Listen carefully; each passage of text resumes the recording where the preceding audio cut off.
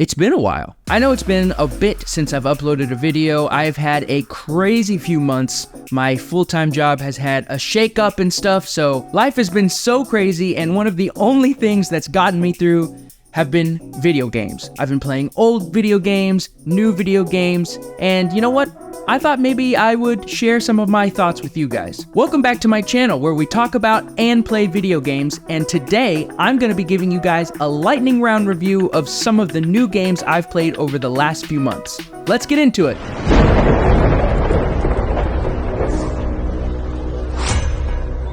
Now, I don't play Dungeons & Dragons. It's not because I don't like it, it's just because I don't really have the time to join up with a D&D campaign and devote the time that's really necessary to being a part of a campaign like that. You're really playing with other people, and if you don't have the time to commit like they do, then it kind of ruins their experience if you're never around. So I don't really play, but I'd like to, I just haven't really found the time to commit to a D&D campaign. So I wasn't really that interested in Baldur's Gate 3 when I first heard about it because I don't really play Dungeons & Dragons. But then I kept hearing people talk about how great it was and how much fun they were having and how many hours they were playing in the game, and then I started to think, maybe this game would be fun even if I don't play Dungeons & Dragons. And then I saw footage of a wizard from the game, and I went, okay, I have to have this game. I don't know what it is about wizards. I don't know if it's my RuneScape brain that's just like, I love wizards so much.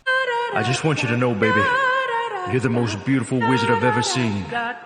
Because of that, this song is dedicated to you. I'm never gonna prance again. That was the straw that broke the camel's back.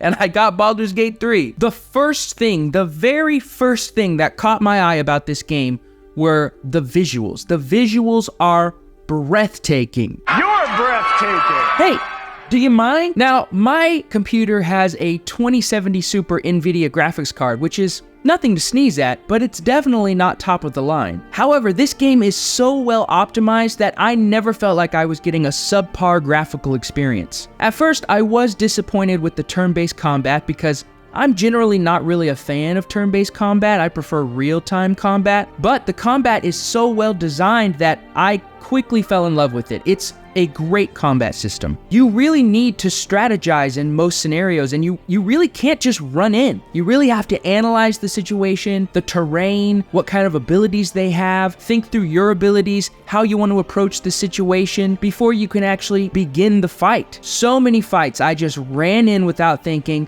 and just got totally destroyed, like I had no chance. The real-time combat system really allows you to think strategically in that way, and I just fell in love with it. I love the way combat works in this game. The story is fantastic. It gripped me from the very beginning. We carry mind flayer parasites. Within days, we will be Geich, mind flayers.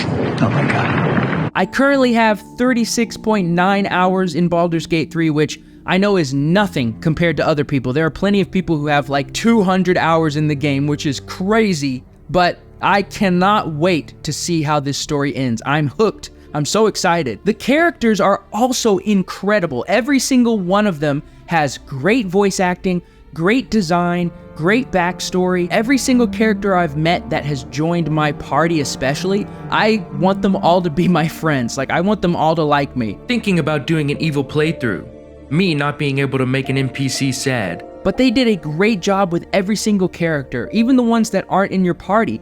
There are side characters who are just so interesting to talk to. There are animals that you can talk to that have great voice acting. It's incredible how much detail they put into every single character in this game. Yes, I'm a gatekeeper and a hater. I'm also God's favorite princess and the most interesting girl in the world. It really does remind you of a D&D campaign and a great DM who has really fleshed out their world. This game is based off of the 5th edition of Dungeons & Dragons, so it comes with all the Dungeons & Dragons things.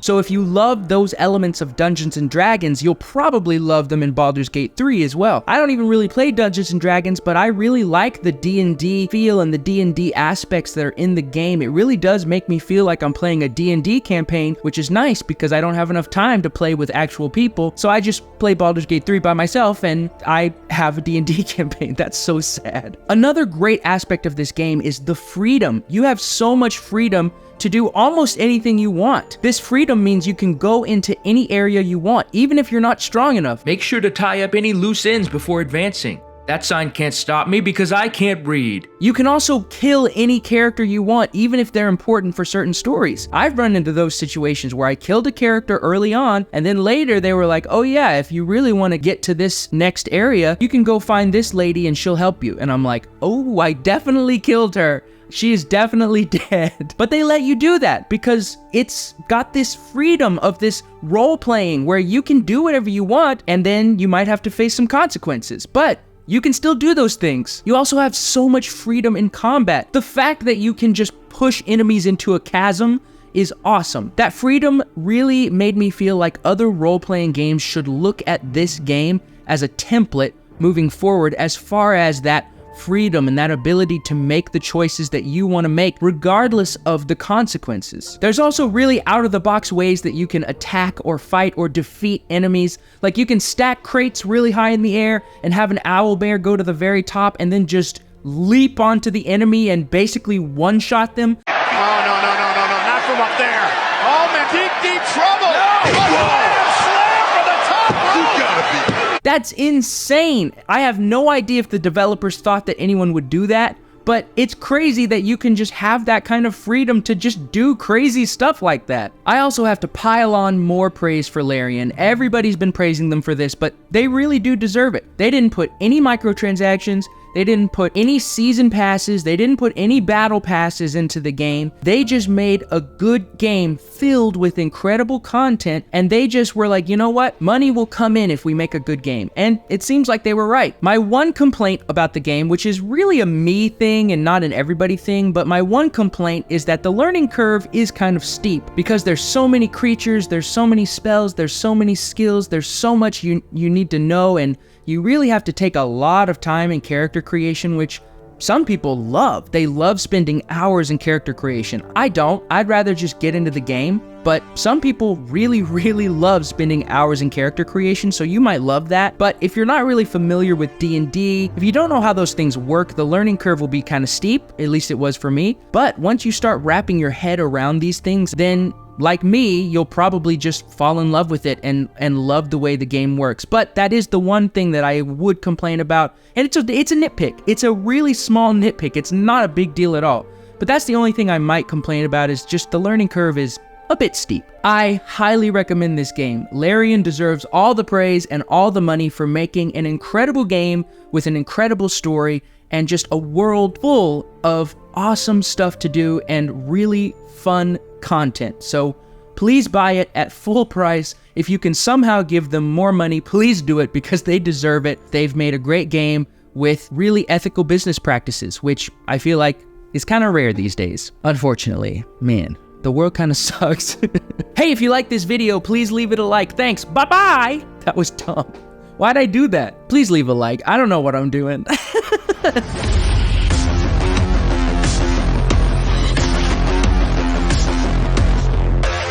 Hey, you wanna know a secret? I've always liked Cyberpunk from the very beginning. Why am I doing a New York accent? That doesn't make any sense. I've always liked Cyberpunk. Now, to be fair, here's a little asterisk. The first time I played Cyberpunk was a year after it released. So I didn't play it when it released, when it was in its worst state. I played it about a year, maybe a year and a half after that. The first time I picked up the game, I loved it.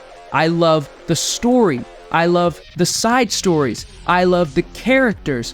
I love Johnny. I love V. There's a personality construct on that shard. The terrorist. It's in my head! I really like combat. I will say though that the gunplay seemed to be the best way to go. None of the other combat skills really interested me. They didn't seem like they were as effective as guns, so I just kind of stuck with guns. Come on! Can't you hit me? so much of this game was just so good, and I really enjoyed it, and I've sunk hours and hours and hours and hours into this game. Like I said, I've always thought that this game was beautiful. It's always run really well on my PlayStation 5. Nobody says PlayStation 5. It's always run really well on my PS5 and my computer, which has a 2070 Super. And just like I said with Baldur's Gate 3, I never felt like I was getting a subpar graphical experience on my PS5 or on my PC. I think that's just a testament to how well they've optimized the game now that it can run so well on PC and on PS5. But the thing about the graphics that really jumped out to me was the design of Night City. I love the way Night City looks. I'm a huge fan of the neon aesthetic, so I love the way that Cyberpunk has been designed. The world of this game is just so colorful, and it's so bright, and it's so vibrant, and I love it. I love it so much that I hate when I have to go to the desert to talk to the Aldecados, because I want to get back to Night City. I just love Night City so much. It's a city of dreams, and I'm a big dreamer. In fact, I'm always taking pictures of my game and sending them to people who probably wish they could block my number, but you can't. You're stuck with me. The music is also fantastic. I'm talking about the score. I'm talking about the original songs that were recorded just for this game. Like, that's incredible. It's awesome. I just listen to it on Spotify sometimes because I just think it's really great music. Now, the things I didn't really like before were the clothes system and the police system. I love the outfits you can put together in this game. I love finding outfits that go together, that look really cool, and I just love looking cool in this game, but I always felt pressured to wear clothes with better stats because I kept flatlining and I needed to have better defense. The problem is, these clothes with better stats were often garbage. Literally. Futuristic bulletproof military armor? Nah, I'm good, son. They did eventually implement a costume override system where you could just override what you were actually wearing with a predetermined outfit that you've put together, and that was better, but there was still a piece of me that just didn't like that what I was seeing wasn't actually what my character was wearing, because I just wanted to wear cool clothes. The police system has been memed to death, but the old police system was very dumb. You would commit a crime and the police would just spawn in right behind you. It's just stupid. You couldn't get away with anything. You could snipe someone from the top of the highest skyscraper in Night City and police would suddenly just be behind you and be like, I saw what you did. Also, the police that were just walking around Night City or just sitting in their cars or just standing on street corners, they felt more like set dressing. And sometimes you could even attack them and they would just run away or do nothing. They really just felt like they were put there to be like, look, there's police in the city, you know?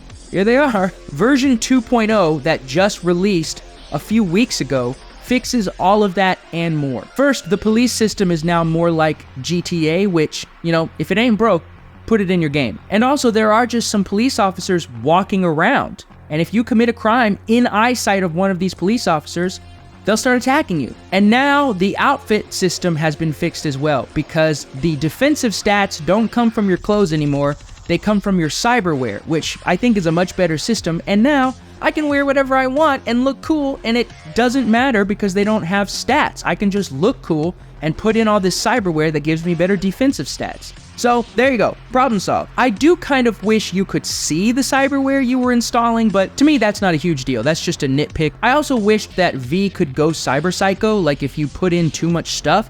Right now they just kind of limit how much cyberware you can install. And I think the idea in world, in universe, is that V just understands how much they can install on themselves before they've hit their limit, so they just won't do it. But I wish you could do it and then you would actually start to go crazy, like maybe enemies show up that aren't really there, or you think you're getting attacked and you fight, and then when you kill them, you realize it was just random people, innocent civilians. I don't know. That could be really cool, because then you could make yourself go cyber psycho and it would make the game even harder, and police would always be chasing you and you would never know who was trying to kill you and who wasn't. I think that would be really cool, but anyway, they also improved the skill tree in version 2.0. I never really had a problem with the skill tree before, but it definitely is better now, so that's cool. Now, I haven't gotten to Phantom Liberty yet, but I do own it, so I am going to play that as soon as that story becomes available in my game. You can't just play it right off the bat, and I started fresh with version 2.0, so I haven't gotten there yet, but I am so excited to play it. I highly recommend Cyberpunk 2077 in the state it's in now. It's incredible. I know some people don't want to forgive CD Projekt Red for the way they released the game originally, but honestly, so many devs have put so much love, passion, and heart into this game, and you can really feel it in version 2.0 even more than you could before. Plus, this world is so incredible to explore that I really think you'd be missing out if you didn't give Night City a visit. This chair needs to shut up. It's so noisy. You don't know how many takes I had to do over because this chair would just go while I was talking. Please subscribe and watch my content so I can buy a new chair. This is ridiculous.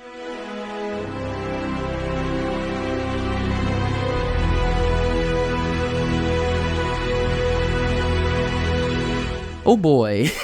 Let me start positive. I like the gunplay. I like the music. I think the music is beautiful. Graphically, as far as like the way things have been designed, it looks good. Things are very detailed is what I mean. Sarah is really cool. I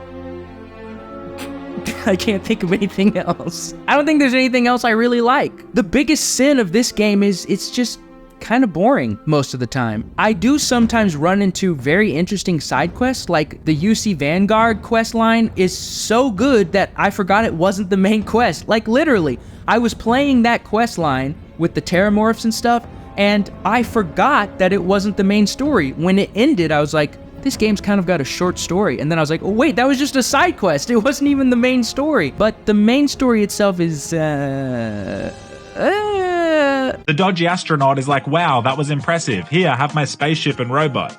He just gives them to me so the plot can rapidly move forward, I guess. It's all about how exciting it is to find these artifacts. Well, I mean, people keep telling me how exciting it is to find these artifacts. The problem? It's not exciting to find these artifacts. I do not care. I know people say that it gets better the more you play, but I know what they're talking about. I've seen New Game Plus. I know what happens when you get further into the game and go into New Game Plus, but I just don't think you should go through like hours of a boring game before you can actually play the real game. That doesn't make sense. Why am I going through a 20-hour prelude or a 10-hour prelude before I actually get to the good part of the game? That's not how video games are supposed to work, and I don't think I should have to play through a boring game before it gets fun. Is it a bad game? No, I don't think so. But is it a fun game? Sometimes, but not most of the time, unfortunately. Oh, and the game looks like garbage. I know I said it was detailed, which is really impressive. They did put a lot of details into stuff, but the aesthetic of the game is gross. I hate it so much. I already told you I love the bright, vibrant aesthetic. This is the exact opposite of what Night City looks like. It's disgusting. I know they're going with like a NASA punk style, but like, let's be real here. The aesthetic of NASA is boring. It's so boring because it's not supposed to be interesting. NASA is not supposed to look interesting. They're scientists. They're not supposed to look fun and exciting. That's great for NASA. I'm not hating on NASA.